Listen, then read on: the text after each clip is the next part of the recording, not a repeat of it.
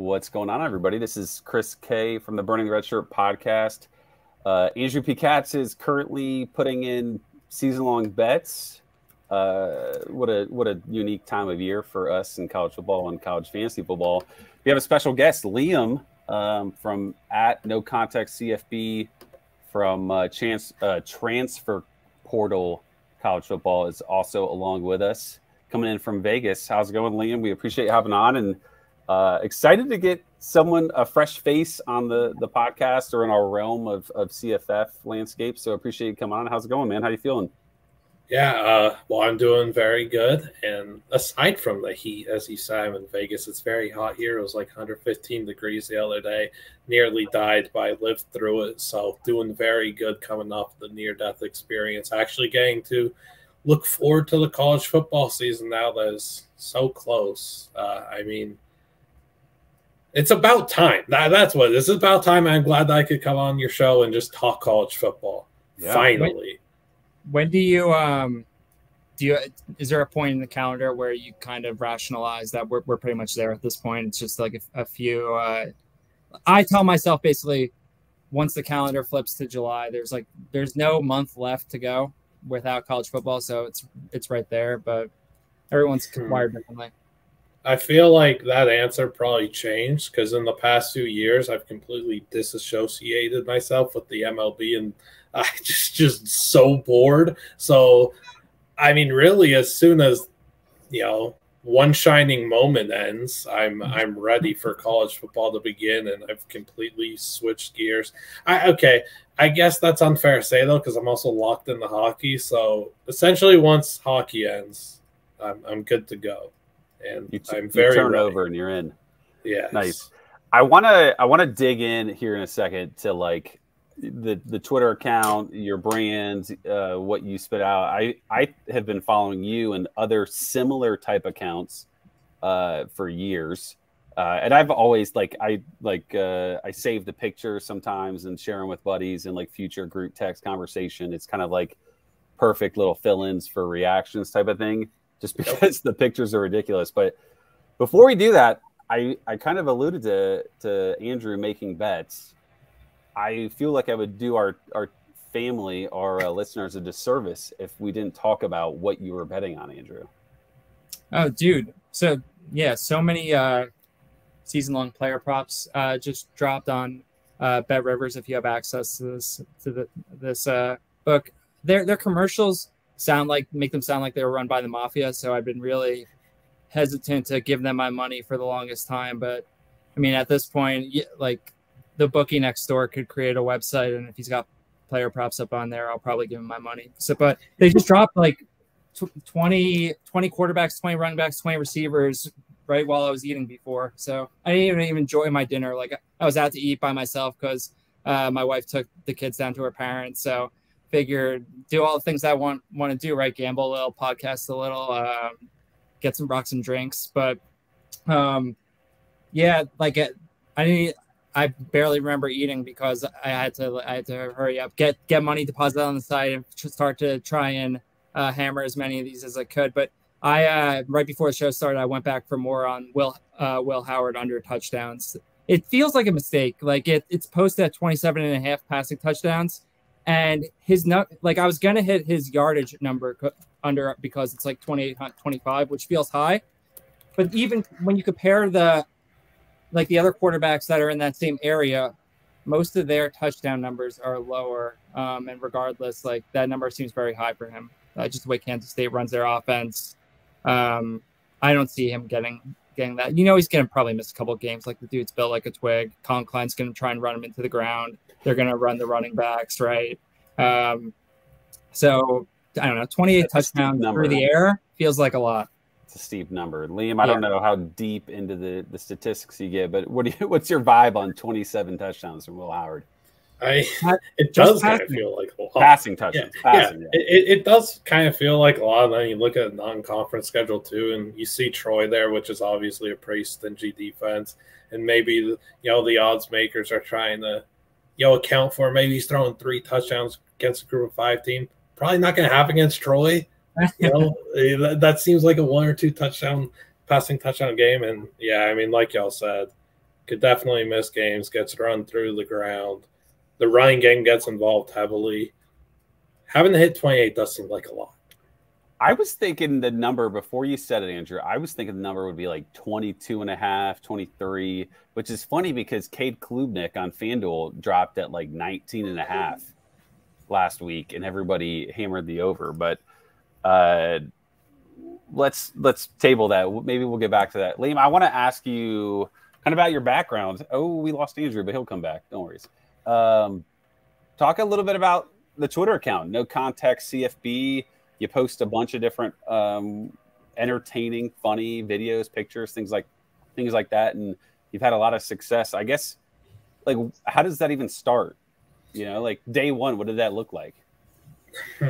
The start looked like me being really confused that someone reached out to me to help them run an account that I didn't understand the concept of all, and then I got very into it. And it's taken off into what it is now. Yeah, like literally at the beginning, I didn't understand what a no context account was. I didn't know what any other no context accounts were. I had never seen one. But, you know, I knew, like, I pretty much watched more college football than anyone, I think. And definitely since the account started, I feel like if there was a Guinness World Record holder for most minutes of college football watched since 2018, I own that. And I'm very proud of that. I mean, yeah, like seriously though, at the beginning of the account, I didn't know what I was doing. I was just like going back through random YouTube games, finding something funny to tweet, and then would do it like that. And very quickly, it started in August of 2018. And very quickly, it got like 1,000 followers, and I was kind of perplexed, like how'd that happen so quickly? 1K is a lot, and you have like notable people like Barstool Big Cat and Scott Van Pelt were like 2 early followers. I was so confused because that level of success is not supposed to happen. And so complete opposite ends of the spectrum too. You know, like you're doing something right if you get both ends of it. That's funny. Yeah, I didn't really understand why that happened. And I mean, big thank yous to them because they really helped the account grow. People see them following, they want to follow too, and just spending my Saturdays, any college football days, just tweeting clips, memes, pictures. More recently, just tweeting words to try and be funny. You know, I think the counts like changed a lot from what it was in like 18, 19, which is good. But yeah, I don't know. I like writing the accounts. Very fun. Is a lot of work goes into it. We'll edit it out if you don't want to talk about it. But is this your full-time gig at this point, or are you like? It seems like you've got some monetization streams. Just scrolling through your Twitter, like you created a guide, right, for college football this year. So you're monetizing in some ways, but if you're willing to talk about it, I've always interested in hearing how people are working toward trying to transcend or turn their hobbies into something of more than that. So have you just kind of been going with the flow, or have you kind of like looked to plan it out? Like, where can I take this? How can I turn this into more than a hobby? Or I don't know, do you have a vision, or are you just kind of just having fun? I'm not really someone that like looks too far down the road or sets goals or anything. I really just kind of am in the flow and take things day by day, and whatever happens. But like, this is definitely what I do full time. I'm not gonna like beat around the bush. This is what I do. It's very busy, and like, I kid you not, it's a full-time job in the fall. I don't think people really understand that. I don't wake up for like the start of college game day because I think that's ludicrous. I'd be up from like 5 a.m. and be going to bed like 3 every single week for a full season. I'm not doing that. It's more like I wake up at like 7:30 and go to bed at 3, so a little more sustainable. But like, yeah, way more reasonable. Yeah, that's why I do every single like time there's a college football game on. I'm on my couch. I have my phone like with completely legal streams ready to go to find some, like, I watch the game on TV. If an announcer says something like Jordan Rogers said, "Talk to me dirty, corn dogs," I have the stream ready already. I'm going to record that clip. I'm going to get it out. And then people are like, holy, you're so fast. How are you so fast at this? Because I've been doing this for like 5 years now. I just got really, it's muscle memory at this point. I don't know, man. I don't know what I would do if it's not this, essentially, because this is really what I've become. But there's a lot of things that I would like to do. Like I've applied for other jobs and stuff, and it doesn't always, go the right way. I've had very bad experiences applying for like Arizona Cardinals jobs. Just they have shut me down like 6 times, so I think I'm going to stop trying there. Yeah, that's been bad. I could see myself working in so many different areas, whether it be in college football and using No Context as like a big outlet for a legit brand, or working for like a sports social media team, or working in hockey. Like I don't know where I could be next month or next year, but as long as I don't have that job, like I'm fully committed to making this successful and just playing smiles and giving people laughs. Like that's super important. I think you do a good job of it. I know personally I enjoyed it, like I said earlier, right? Like I shared the tweets, I shared the pictures, things like that. When it comes to college football, you also do transfer portal college football, correct? And that's a team that's also created a guide. Pitch it a little bit, talk a little bit about what that entails and what you can get out of it. I'm curious. So growing up, I've always just I've been, like, sports has been my life. That's just completely obvious. I think sports has been my life. I've been just fully immersed in the sports world, and growing up, early 10s, 11, 12, whatever, I'm like seeing all this great talent, and I'm realizing this guy Khalil Mack, star. Nobody's talking about him, though. He ends up being a top pick in the NFL and going on to be an absolute game wrecker in the best football league in the world. Damian Lillard at Weber State was the same thing. Nobody's talking about him. Why? There's too much talent in these college sports. There's too many teams. People don't talk about them. So that was really important to me, was just wanting to shine a light on everybody that plays college. We did college football. We talked about basketball. It hasn't happened, but there's now 133 teams in the FBS, plus the FCS and all the other divisions, but I'm not going to get into because that's too sickos. I'm not doing that. 133 FBS teams. Just think of how many players that is, how many stories there are to tell, how many guys don't get people talking about them. So that's why the transfer portal CFB started, because me and a few other people were like, we're just tweeting all the time. Why don't we just actually try and do something with it? That's how that happened. August 2021 is when we launched. And we have like over 20 people contributing for us. It's all like volunteer work too. We're all doing it. We're able to pay people a little now because of the magazine, the guide, which one of our guys, Dan Keegan, approached us with the idea in like December and was like, yeah, we should do a college football preview. And me and the other co-founder, Dylan Rubiking, looked at him like he was a maniac, like he was psychotic. Like, there's no way we could do that. Like, look at what Athlon and Phil Steele and Pick Six previews, etc. do. They have so much time and thought going into it. And we really didn't start the process till like late January, February. So I still don't know how we got done. It's wild. But if I had... I'm saying a lot of words, so I'm sorry, but if I had to pitch that magazine, it's $9.99, and that's a pretty good price in my opinion for 368 pages of college football content, where we highlight each FBS team. All 133 teams have a 2-page spread, and they're all like 1,200 words each. So when you're going out to these other magazines and you're reading them, you got like 8,563 words on Alabama and Georgia combined, and then like 12 on Coastal Carolina, App State, and Georgia Southern. Ours is 1.2K-ish each for every single team. Mm-hmm. That's so much quantity and quality and attention to detail. And I mean, on top of that, as I was talking about like shining light on players, we had 20 plus player interviews. And I think that really differentiated us from other season previews and guides, is we were able to tell, the journeys and stories of some of these guys. Blake Corum helped us out with the NIL for Good piece.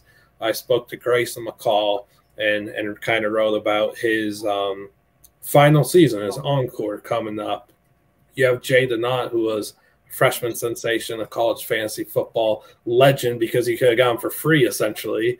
I mean, just talking to him and being able to tell his story, there's so many things that people don't know about him. And I mean, I really cherish the fact that we got to help tell these kids' stories and be like the first to it. Like Jay Denot was telling us, he'd be in school at like 11 years old. He'd be in school and he'd hear the car brakes of his mom's car.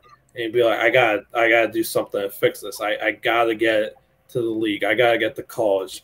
And he's like 11 years old, Jay Denot, and he's thinking about, I need to be a college enrollee so I can provide for my family. I don't know what other kid is thinking that at age 11. That's nuts. So just the things that I'm able to learn about these guys is just very, very cool. And that's I guess a very long answer for why the transfer portal CFB exists.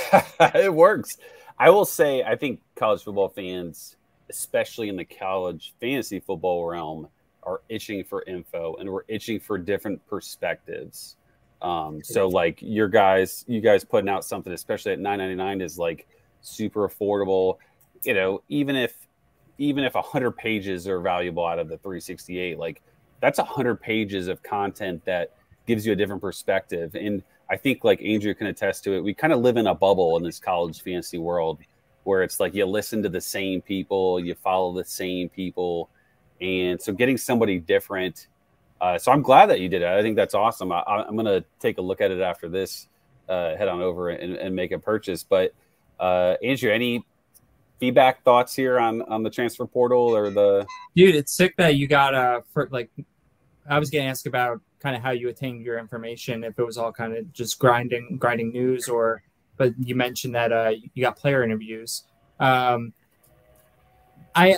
hesitate to ask just because I question like how beneficial it actually is if you were to get like administrator coach level access down the road. I don't know if you did this year or not, but how you hear them talking at fucking conference media days, right? It's just garbage. You're not getting anything informational, actionable whatsoever. So like if you were able to, like, it seems like, okay, Phil Steele gets his hour like 6 months before week one or whatever with a coach, and people take that as being, a lot of people take that as being absolute gospel. And sometimes there is real fruit that bears from that, right? Like you go back, you check his record, and sometimes, dude, like he had that guy that no one else was projecting to start at receiver for that team that ended up going for 1,000 yards, and he nailed that and no one else did. But just like anything else, there's lots of misses as well. So you take it with a grain of salt. But the fact that like when people are able to get that level of access, I think that adds another layer, another wrinkle, and makes it interesting, assuming that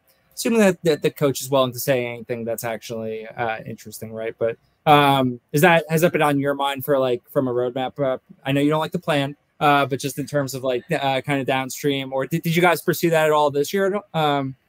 Yeah, so I'll answer a few things from this. So I'm just very honest too.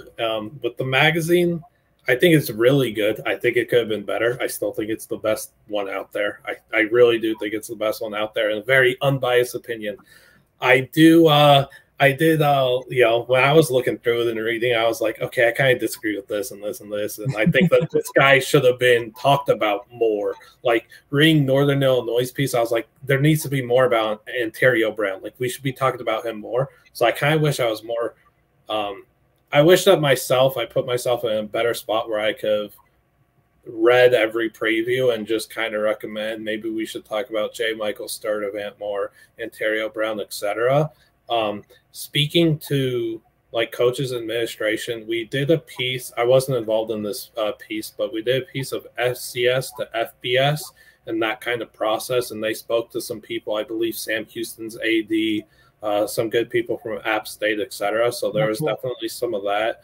coach-wise, I was able to get a few quotes. I collected a bunch of quotes. It's at the very end of the magazine, but have a quote from Coach Elko on Riley Leonard, Coach Lashley on Jalen Knighton, Jeff Collins, who's not coaching right now. He gave a few quotes on some of his former Georgia Tech guys. And then I talked to Brian Metz at Ohio, who's their tight ends coach. I talked to him a decent bit about, I mean, you can't find anything on these MAC schools in February, March. There's nothing. So nothing. I was desperate. I knew we followed no context. I was desperate to get more information on Ohio and see how Curtis Rourke is like rehabbing and everything. Well, okay, we can't gloss over that. So what'd you learn? So real quick, I stared for an hour today at my new favorite sports book, Bet Rivers. They have one of the props they have is who will lead the nation in passing, and they've only got 24 people on it. They don't have Davis Brin because I wanted to take him in that Georgia Southern offense, but they have Rourke at 100-1, and I'm like, okay, I need to know about the knee, because that's huge, obviously. But looking back last year, he averaged 296 yards a game, including a game against Penn State, Iowa State, who they play again this year. And then the game that he went down and shredded his knee in. So, and the total, like, you take those 3 games and they average out to like sub 200 yards a game, like $150 a piece. And now this year, in place of that, I think they get San Diego State, Iowa State again, and then, okay, he plays the whole game against the MAC school. So you could dream that those 3 games average out closer to 300, which would have put him, I think, second in the nation in yards per game. So it felt like the knee is like my main concern there. So anyway, please, should I make this bet? Yeah. Okay. First off, again, very honest. I did a 2-hour MAC preview before last season on our channel. 2 hours of just straight up MAC talk, and love it. I was very hesitant about Ohio. I wasn't buying them, and I was not confident in Curtis Rourke, and I didn't know if he was going to be able to thrive in that same location, that same program that his brother dominated at Air Canada. Yeah. And then immediately, the season begins, and I am all in on Curtis Rourke, complete 180. I can't believe what I'm witnessing. His ball placement was immaculate. And that's what Coach Metz said was, I could trust Curtis to not only he could literally throw a football through a keyhole. He's that deadly accurate.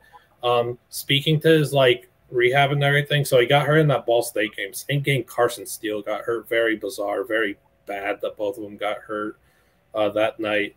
And he had surgery within a week and was well ahead of schedule with his rehab. He was participating in team drills. He was participating in the spring, but he wasn't doing full-on drills or anything. He wasn't pads. He was throwing all that stuff, I'm pretty sure. And Coach Metz said they fully expect to have him back for the San Diego State game. They're very confident in his health and everything. If he were to suffer a setback or anything, they're very confident in CJ Harris, but they're all in. They're dead set on Curtis Rourke being the guy from snap one and being able to sustain the whole season. And I could also speak to some of their tight ends. He's their tight ends coach, Coach Metz. And you talked up Tyler Foster and Will Kaczmarek is one of the more underrated duos in the group of 5 at tight end. So I think those 2 weapons are really going to help Curtis a lot. He's got Wigluss, he's got Jones, but having them is also very good. I think personally, the one thing I worry about is their rushing attack, as we've become accustomed to with Ohio football. They get in the red zone, they want to run the ball a decent bit. Having O'Shawn Allison and C.I. Bangira kind of worries me if they snipe some of Curtis's passing touchdowns. Oh, well, no, we're talking about yardage, so I think we're all good. Never mind. We should be all good. Dude, there's no way O'Shawn Allison is still there. I think he is still there, yeah. He's still there. I think it's unbelievable. They have a freshman. They have a freshman back coming in. I'm blanking on his name, but I know that he's been making some waves and might get some. How dare you forget the? Oh, is it Ricky White? I think it's not Ricky White. who the heck is? I can't remember his name. Now I'm very mad. I'm gonna go look at his name.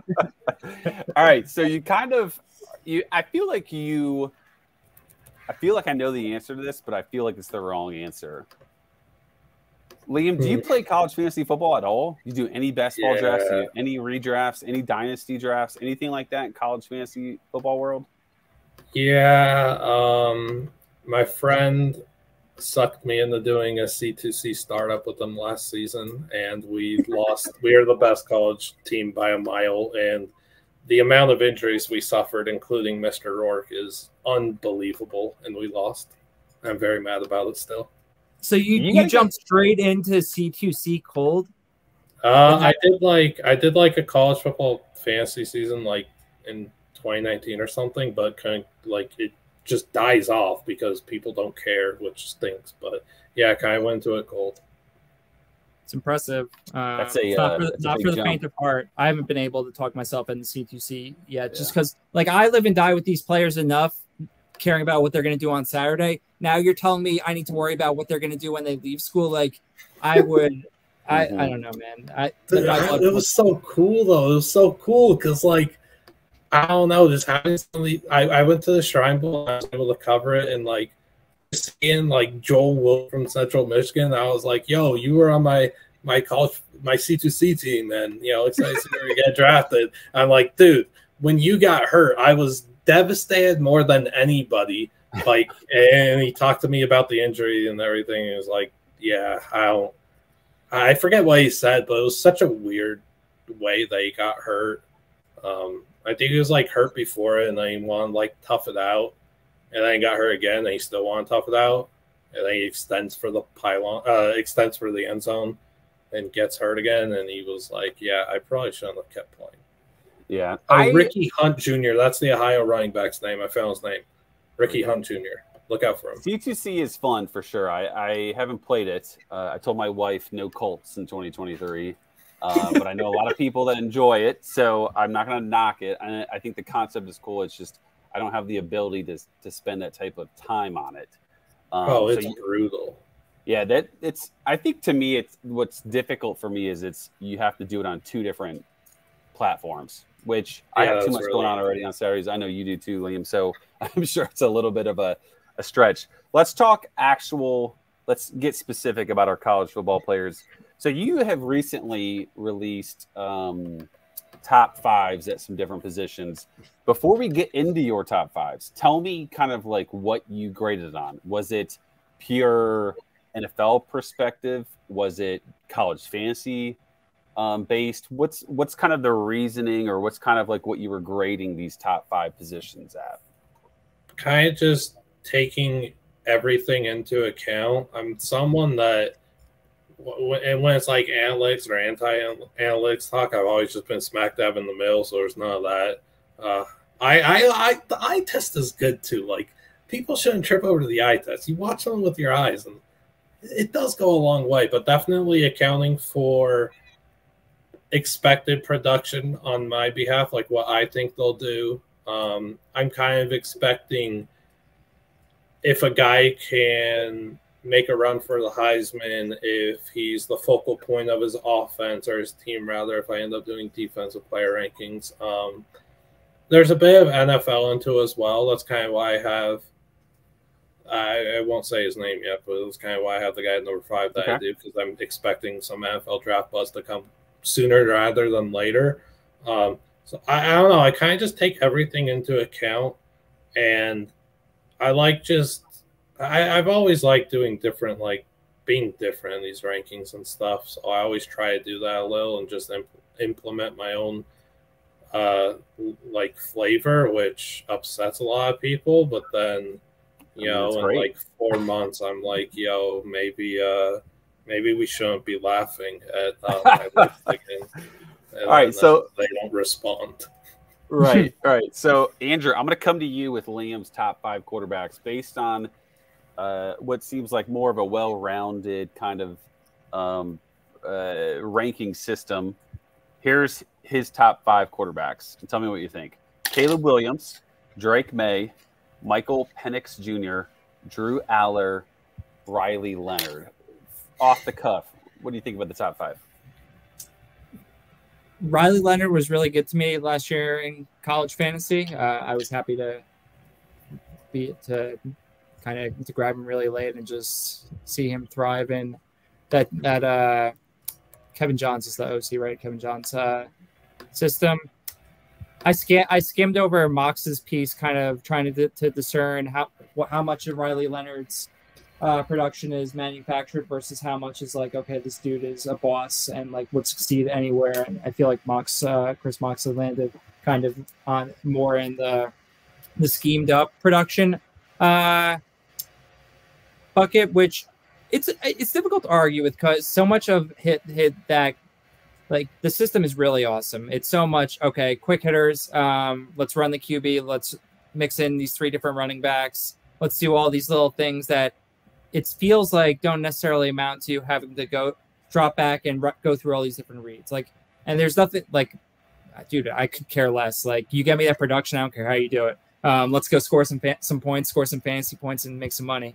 But if we're just trying to think about like best quarterbacks, it's tougher for me to put him in there. I think I don't know anything about Drew Allar. I've taken him a little bit in some drafts lately in best ball just because it seems like a lot of people believe in his talent. The offense is going to score points, and he's huge too, by the way. Yeah, he should be able to help out like through a running game too. So he's 6'5", 240. Yeah, it feels very projection, right? Like, I personally would have a tough time putting him over Davis Brin or John Rhys Plumlee, some of my boys. But to each his own. I'm not judging. Well, they don't have the NFL side, maybe the pure skill side potentially that Aller or Leonard do. So maybe that's where we get.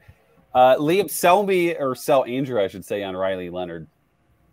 I mean, I just think that, like, I'm kind of confident that Duke is going to take a game from either Clemson or Notre Dame. I think they're going to get one of those games, and with that comes a lot of buzz, and with that comes a lot of looking around and seeing why they did, and they're going to look at Riley Leonard. Like, it's just, they're going to look at the guy that helped get the engine going. I think he's an incredibly underrated athlete. I think that his instincts really flash and shine a lot, and he's just a he's a superb athlete. This is a guy that goes out there and throws down windmill dunks with ease in game.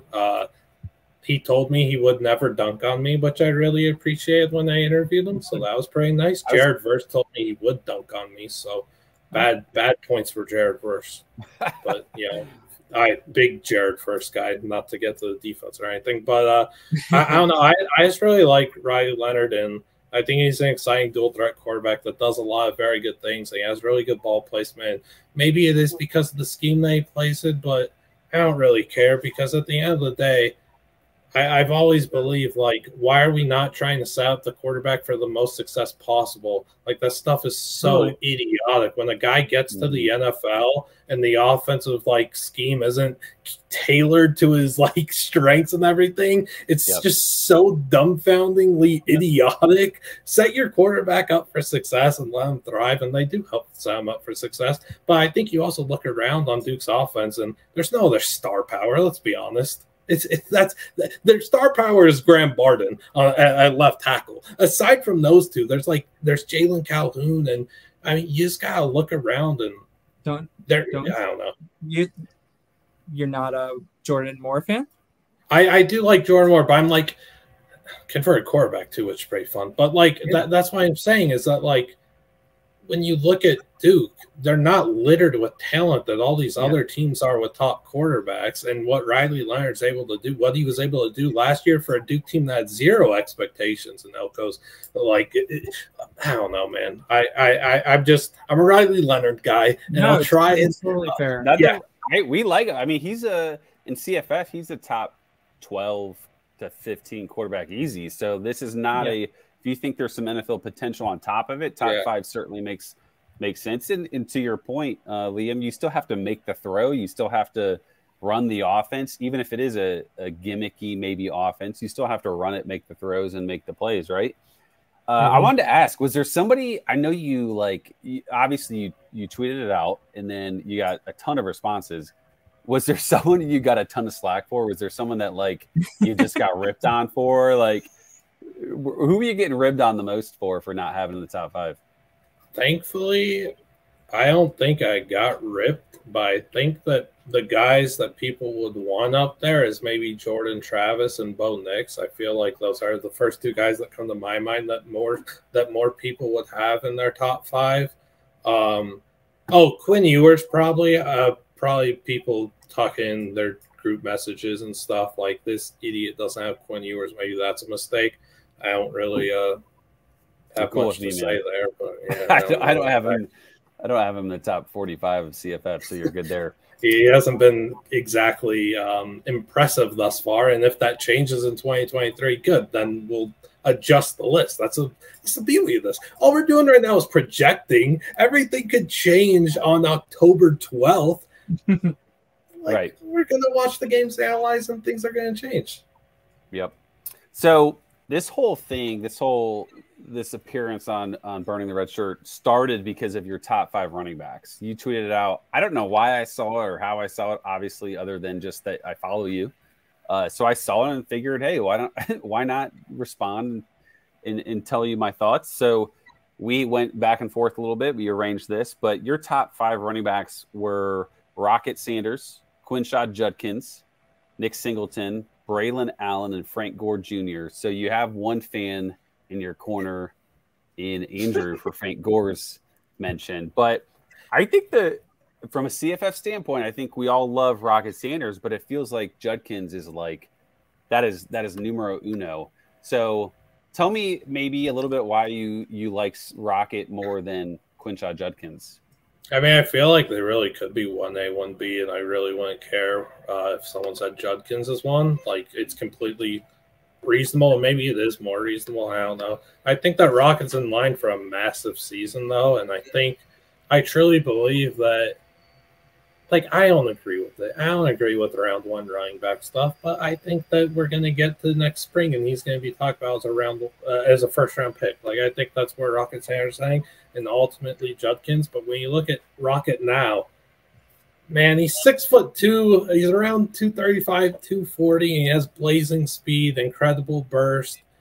He's the focal point of an Arkansas offense that I'm not like a big KJ Jefferson guy at all or anything. And we could be looking at it in a few months, and if Arkansas is over exceeding and Rocket's putting up gaudy numbers, he's straight up in the Heisman talk potentially. I love Judkins. I love Rocket. You can't go wrong. I think it's just a bit of preference for Rocket, and no, you can't go wrong. I hate putting these two against each other. You can't go wrong. Andrew, where did what running back maybe would you have put in the top 5 in comparison to the running back list is pretty unassailable that you put together, Liam, especially since you included Frank Gore. I would be tempted to put at least a couple more G5 guys in there just for solidarity purposes. So much of the CFF space, we all love Rasheen Ali. Would love to make an argument to maybe sneak him in over someone who splits carries and doesn't even start some of his games, like Nick Singleton. I've been sold on / have bought in on LaDamian Webb a lot over the course of this off season. Maybe top 5's a bit tough, but I just call back to how dominant he was until he got hurt in the middle of last year. And I know injuries have kind of been something that's been him throughout the duration of his career, but that dude plays a full season, anything close to healthy. He probably has like the statistically top 2, top 3 season amongst all running backs. Yeah. It's Alabama's going to be a heck of a team this year too. Yeah, they're fun. My favorite part about Rasheen Ali is that I think he has 3 years of eligibility remaining. Sounds right. Which is about the greatest thing you could ever have out of what it was like a top 12 pick in consecutive years. You haven't released a top 5 receiver group. You've listed it on our show sheet, our first ever show sheet. So I appreciate that. Do you want to break it, or do you want to save it for your Twitter? Let's talk about it. So I feel like this the group. top three is locked in. I like this group. I think it's a good mix of fantasy production, also with NFL production and potential, and just, I think, pure coolness. We have Marvin Harrison Jr. at number 1, Egbuka at number 2, Odunze, Juice Wells, and Malachi Corley. You have a good mix of group there. Was there someone maybe, or maybe who was that 6th guy? You know, who were you considering to jump into the top?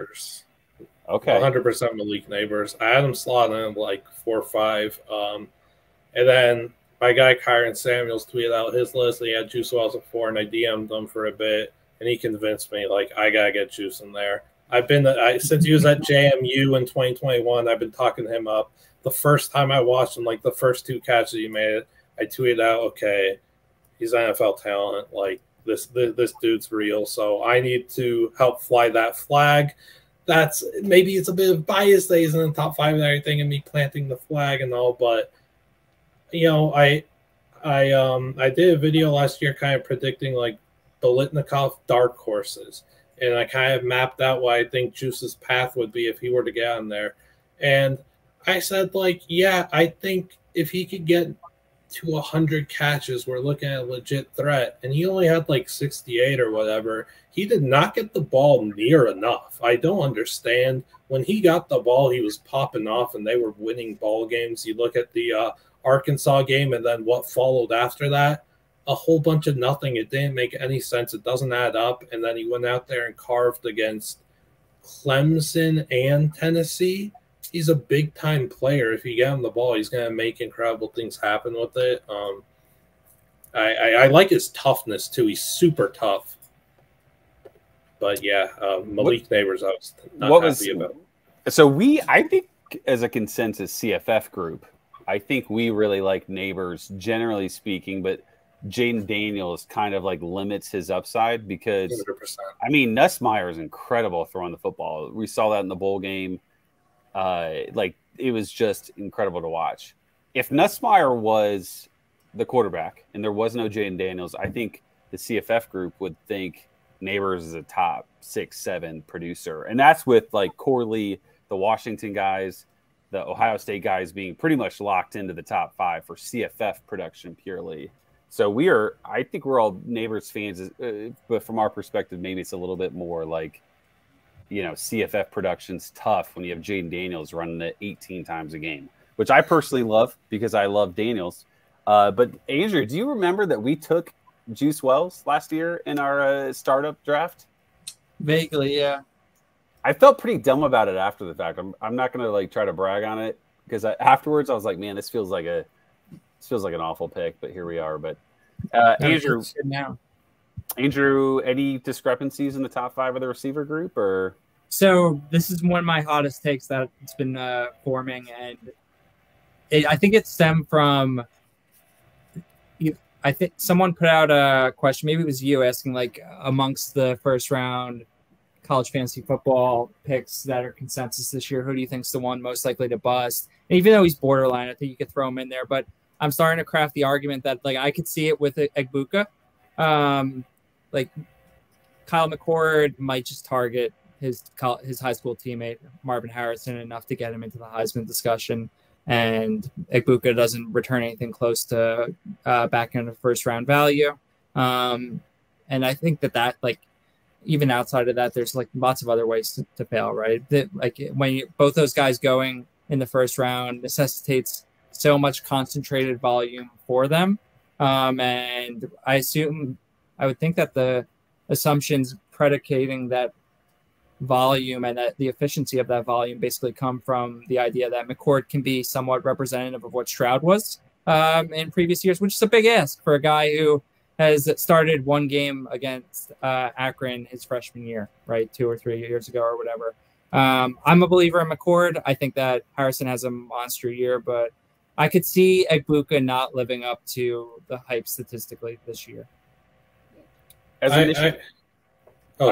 a Michigan fan, I thought, I mean, obviously both are talented, but I felt like Ryan Day's play calling was like pretty bland.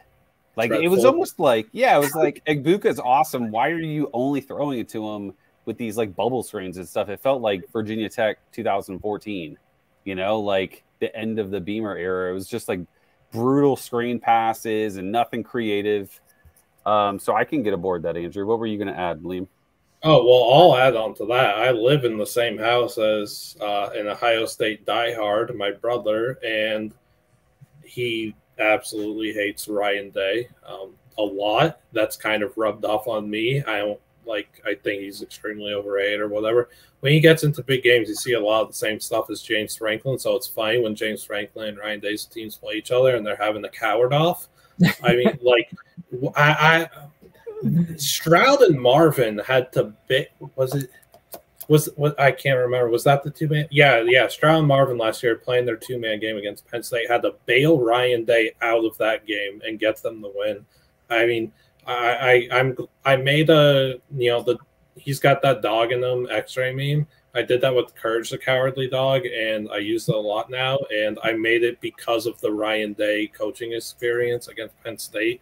Like, I'm not a Day guy at all, but if we do live in that world where Egbuka doesn't perform to his standards, I think it's okay because I think he's going to not dominate, but I think he's going to thrive in the NFL anyway, right? And I just think his talent wins out eventually. Totally. I'm not a player comps guy at all, but I could recognize one when it's going to happen. And we're going to be hearing Emeka Egbuka compared to Chris Olave for the next, I don't know how many months, from September till the time he's drafted, and it's going to annoy me a lot.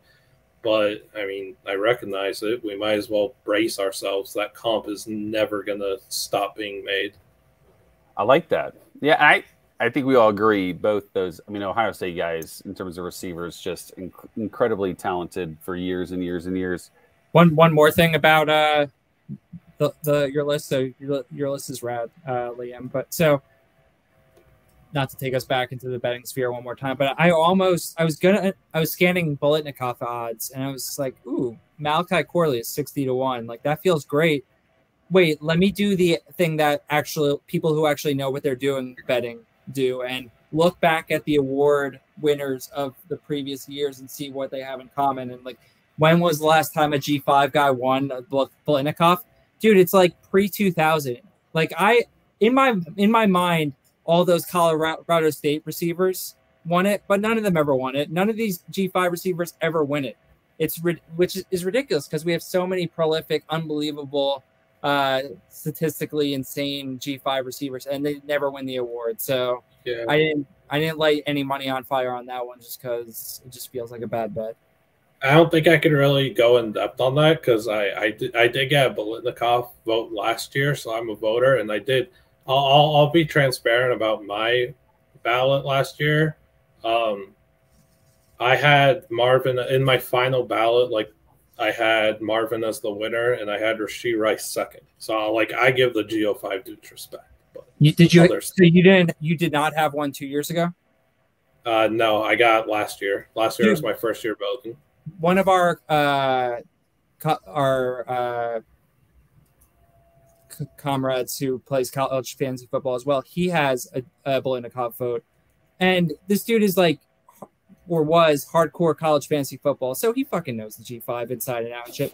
And I'm like, dude, you voted for Jarrett Stearns, right? And he's like, no, I voted for maybe Addison, I guess, right? I'm like, dude, you are one of us. You can't be traitorous like that. You need to write in blood Jarrett Stearns and mail that thing in, like, if only for. I will vote for Jareth. I gotta take a side step here from fantasy and just rankings talk. How do you get a Biletnikoff vote? Like, what application do you turn in for that? I'd say in like May last year, I kept looking at like O'Brien, Biletnikoff and other awards and just emailing people, like asking. I would find like a random email on their site and I would ask, like, how do I get a vote? I really want to vote. I watch more college football than anyone. Please let me have a vote, please. And then the Biletnikoff, they were the only award to respond. So my favorite award now, 100%. They're the weakest one. I like it. Good to know. they were the only one to respond, and he just said, like, if you know anyone that's on our ballot, like any of our voters, like talk to them, ask them for a strong letter of recommendation, and we'll see what we could do. And Shahan Jayarajah from CBS helped me get it. So big shout out to Shahan. Dude, that's sick. That's awesome.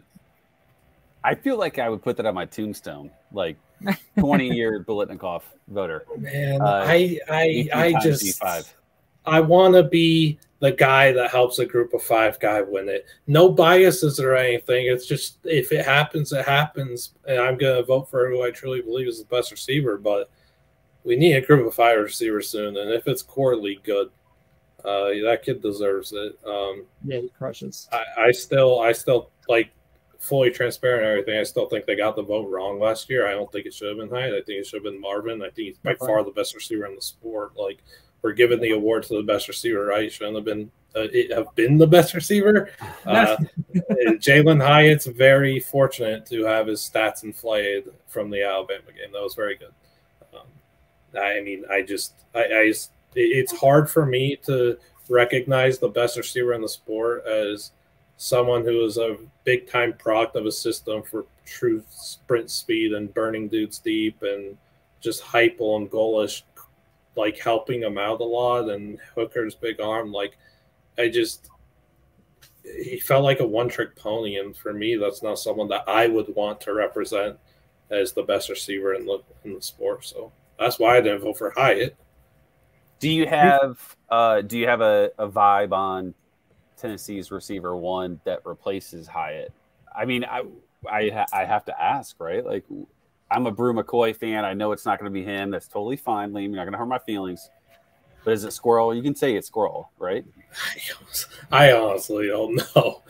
We'll see what happens. I mean, I kind of was just thinking that it would be Brew McCoy. If it is Squirrel White, I'd be very happy. But if it's Dante Thornton, I'm going to be the happiest. I really want to see Dante Thornton get his chance and run with it. Well, some of us are Raymel Keaton true believers as well. Get out of here with that. I can't let you talk anymore if you're going to spit Romeo Keaton.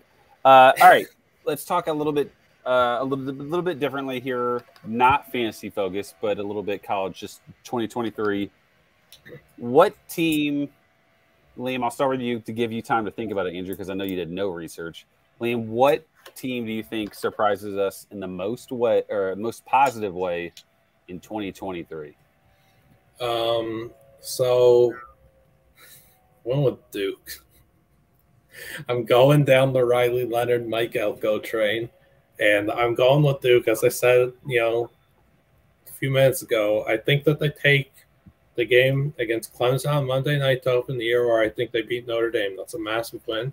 I think you look at the rest of their schedule, I think that there's a clear road to like 9 or 10 wins. I gave them conference wins over North Carolina State, Louisville, Wake Forest, UNC, Virginia, and Pitt. I think that they're just better than all those teams. I'm not the biggest UNC guy. I don't really trust the defense. Looking at the offense, I think it's going to be a fun offense. I think Devontae Walker could get into that top 5 WR talk when it's all said and done, but I just don't trust UNC. I trust Duke. They return a lot of talent. They have a lot of upperclassmen.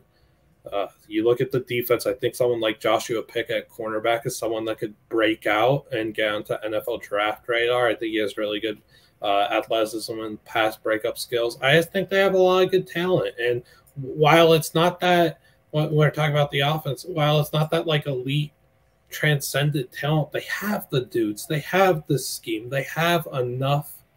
They have the quarterback. They have a good coach. They have everything they need to go out there. They have the star left tackle. Like, I just like Duke a lot. I think the schedule's very good for them. It's just not the sexy pick, though. Nobody's going to go out there and be like, yeah, Duke football. Yeah, man. Wow, I can't wait to watch some Duke football. No, you say that and people like ask, no, you meant basketball, right? Like, it's the basketball team that's good. And then I still think Coach K's there. So, like, nobody's going to care about Duke. Duke could literally be ranked like top 50 at some point this season. Still nobody's going to care. And still everyone's going to doubt them.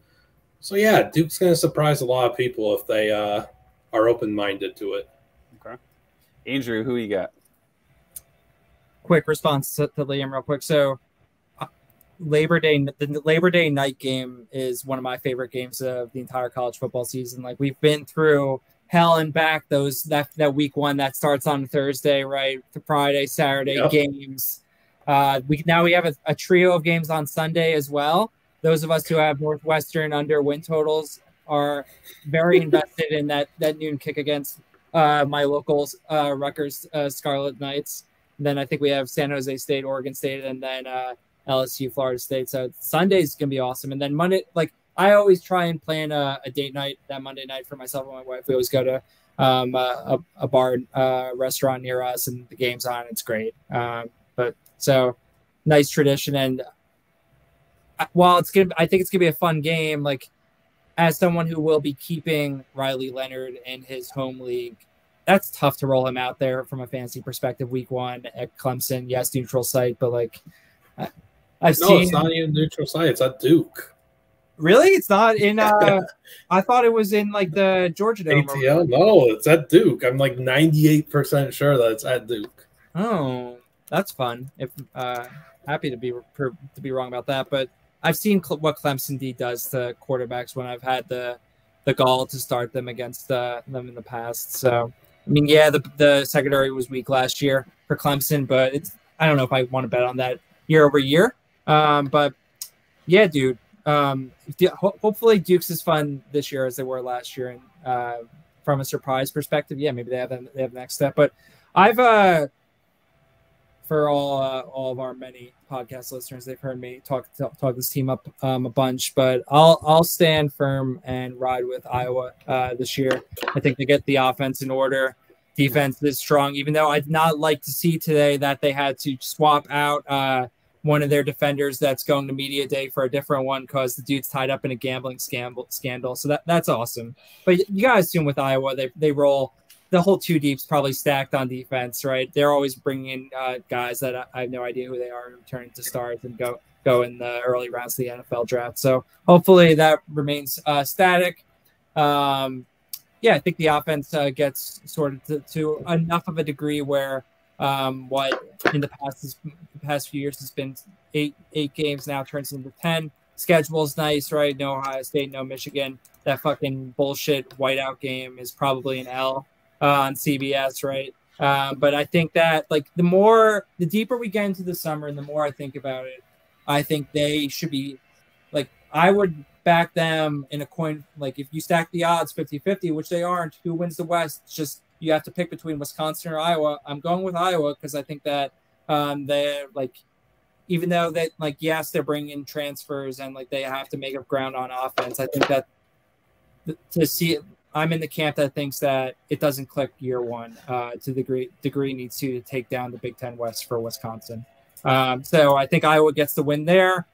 There's a lot of other games that like they're not cakewalks, right? Like I think they host Illinois, they go to Nebraska, but like you're playing in a Power 5 conference. How many cakewalks can you really expect? So most of their games range from just don't sleepwalk through this game to 2 or 3 they're going to have to go out and win them, and I think they will.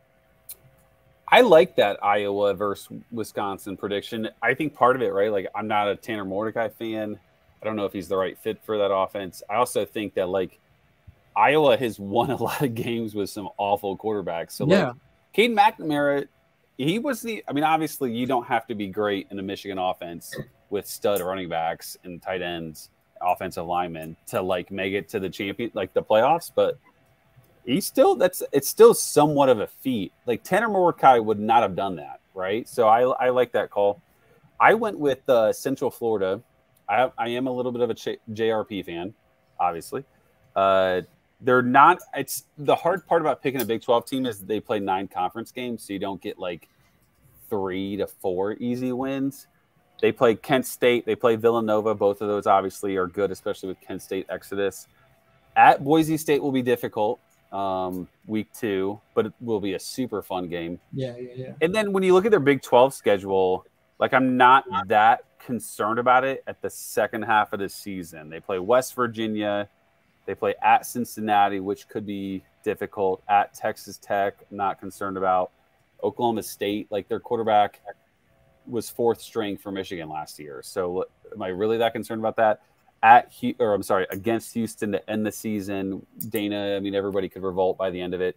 And the big thing is they play some difficult games early, which is when JRP, he won't have enough time to have had concussions and hamstring pulls by then. So the schedule plays in his health's favor. So that is a very nice positive in terms of Central Florida's outlook. I can't wait for the UCF Boise State game. Oh yeah, dude. That is a great game. I'd have to look more into it, but off the top of my head, I feel like Boise State has the toughest non-conference schedule in the country. They have Washington, UCF, Memphis, and then like a top 25 FCS North Dakota team. That is kind of brutal. And the nice thing is they got a ton of talent on both sides of that game, right? Like JRP, Baker, Hudson, Harvey from UCF, and then you have Taylon Green. Stephen Cobbs was awesome 2 years ago. I love Cobbs. I mean, I was so mad at Boise State all of last season. I don't care what they won 9 or 10 games. Like, I don't care that they won that many games. They still dropped the ball against UTEP. There was like nothing to be excited about with their offensive play calling until there was a switch, and still even then, like Taylon Green and you and truly unlocked the keys to the offense, and they didn't get Stephen involved. And oh my gosh, if it's not different with Bush Hamden this year, I'm going to be very disappointed. Yeah, we all feel the same. There's a ton of talent running the football there. Green is incredible. He had 10 rushing touchdowns on 81 carries. Helani is like the most hated, amazing college football running back of all time. Like, and it's only because Jeanty is so exciting of a young player that you want to see the young guy. And you have this old kind of clogger filling up the space. So a ton of skill talent at the very least. And then incoming freshman Jambres Dubar is also like someone that I'm a massive fan of. We got him in our C2C league. I think him and Ashton next year. It's disgusting. I think both those guys are NFL talented backs. So I mean, Boise State's like oozing with so much talent. The issue, like, that schedule's monstrous. Yeah. Speaking from a negative standpoint, Andrew, I'll start with you here. Who is kind of like your team that's going to surprise everybody the most from a negative standpoint? Who's going to maybe lose more than people would think? Not to beat the same drum over and over, but Florida State, I think they dropped 4 games. I don't see them beating Clemson or LSU, and they play a bunch of conference games that they got to show up for. I get it. They've been doing really well through the transfer portal. I liked Jordan Travis more when it was cool and hipster to like him before he was a freaking top 5 Heisman candidate. And just like, yeah, like it was fun when he was like the kid who, ooh, wow, that kid got in as the 3rd stringer at Louisville and he just ran for a 60-yard touchdown, or when he swapped in for Mackenzie Milton and like showed some stuff, right? But now it's not cool anymore. So you gotta flip the prism a little bit on him. Does that surprise you, Liam? Did you come into this pro? You're in the same boat? Okay. Yeah. Regarding Jordan Travis. What about FSU's outlook? I feel like they're the hot buzz. Which doesn't really ever work out for people or for teams. Like NC State last year completely derailed. It just having to be cautiously optimistic. But like you look at on paper, FSU is so disgusting. I think I'm very excited to see how they use their tight ends, Jaheim Bell and Kyle Morlock. I think that's going to be a fascinating tight end duo to get familiar with. I think Johnny Wilson's just overrated. I think he's overrated. Trey Benson's super fun to watch. I mean, the defense, man, Fentrell Cypress, Jared First, they're a fun team. Ugh. Yeah. But fun doesn't translate to wins. I've learned that the hard way. Yeah, and typically when you see like the hype intensify, like you're saying with NC State, which is funny because Andrew and a buddy of ours, Kyle Francis, talked ACC conference preview, and I'm fairly 99% sure he compared FSU to NC State last year. Yeah, but he not the team you want to be compared to. Yeah, exactly. Right. Who's your surprise that will lose more than people realize, Liam? I think I cooked up a good formula here, and that's to go with the fan favorite that everybody thinks is going to be good and then breaks their hearts. It's a team that broke my heart a lot last year. We do an upset special show. We take two teams to pull off an upset that week. I took Tulane to beat Kansas State last year. Very proud of it. I then proceeded to pick against Tulane like 4 or 5 times the rest of the season and never – I thought like, oh, this time they're going to be a letdown. I'm just seeing it now. 2023 is the letdown. The non-conference is not easy by any means. South Alabama could walk in there and beat them straight up. Ole Miss goes to Tulane. Ole Miss should be able to beat Tulane, though. And then they're at Southern Miss. Southern Miss is not a cakewalk in the slightest. I don't care what we've seen from that team and the lack of a passing game in recent years. Southern Miss is going to show up. They're going to play really good football, and it shouldn't surprise anyone if they beat Tulane again behind that guy named Frank Gore Jr. And then looking in conference, I mean, they're at Memphis. They're hosting UTSA too, and they're at FAU. I just think that there's enough games on their schedule to make you kind of take a step back, look at it, analyze things, and be like, their win total's like 9.5. I think that's way too much. It's 8.5 or 9.5. I think that's way too high. They also, you didn't even mention the fact that they lost one of their 2 best players. Tajay Spears is gone, and he was all worldly. He was incredible. What an insane talent. And the big, kind of the hype that can gain from a bowl game, that game against USC was about as incredible as it gets. You see that happen all the time, right? Incredible bowl game goes into the next season, and then it's kind of a letdown. It's just like year to year, success doesn't sustain. I mean, this is a team that was not good at all in 2021. They were amazing in 2022. I don't know why we have to look so nearsighted. It can't be like, yeah, they could take a step back in 2023, and we could still. We just don't have to do the thing where like we give these teams incredible expectations, and then what if Tulane only wins 8 games this year? Why do we have to say that that's unsuccessful, that's tragic, that we got to blow this whole thing up, that they were so disappointing? Like 8 wins for Tulane should still be good. The standard isn't to go and win a New Year's Six bowl every year. Like Tulane's gonna let the public down. That's what it is. And yeah, Tajay Spears, I was tweeting about him in 2020.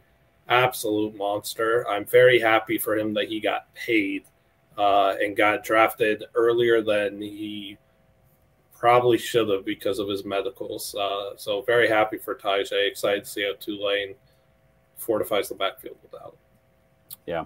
So my negative team here is Utah.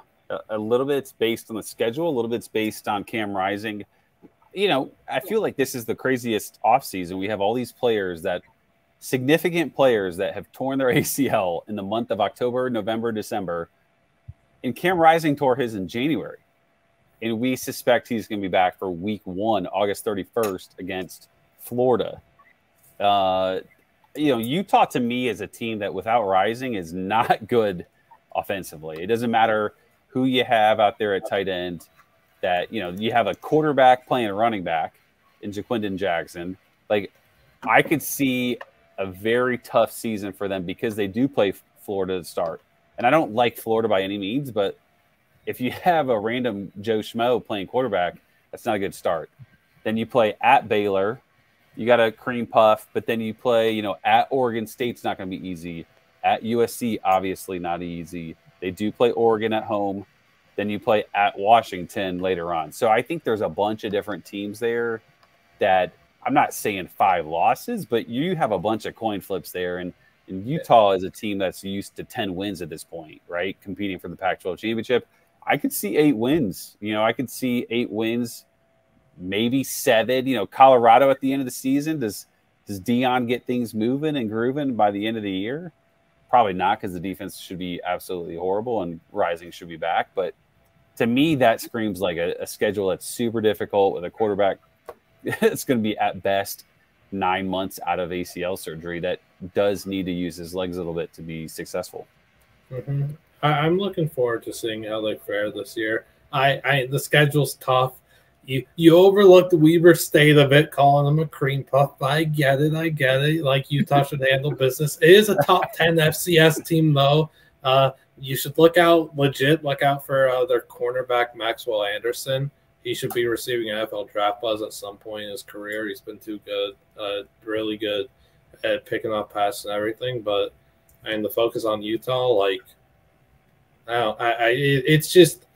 it's hard for me to envision a Kyle Whittingham team like winning 8 games. Like, as these too good of a coach to not do it, I think he'll find a way. It's really hard for me to. Like, I was on the Florida train to beat Utah last year, and this year I'm on the Utah train to beat Florida. If a Graham Mertz-led team goes into Salt Lake City and beats Utah, I mean, that's going to shock me. For sure. Graham Mertz. Yeah, enough said there. I think we should wrap up here in a second, but we can't let you leave without some sort of hot take, player, team-wise. Give us something to remember you by, at the very least, Liam. Give me something that in 6 months I'm going to be like, holy shit, Liam is a genius. Okay. Can I give one and then, like, think of 2 more? Sure. Yeah, I'll let you give one, and then I'll give my 10-minute monologue about J.J. McCarthy, and then you'll have plenty of time to prep for it. All right, Curtis Rourke. I have to go to the Maple Missile. 2 or fewer interceptions this season. He ain't turned the ball over. What? 2 or fewer. Let's go. I'm not knocking it. I'm just like, I'm shocked by the make it 0 specificness of it. And by the way, incredible nickname for Rourke.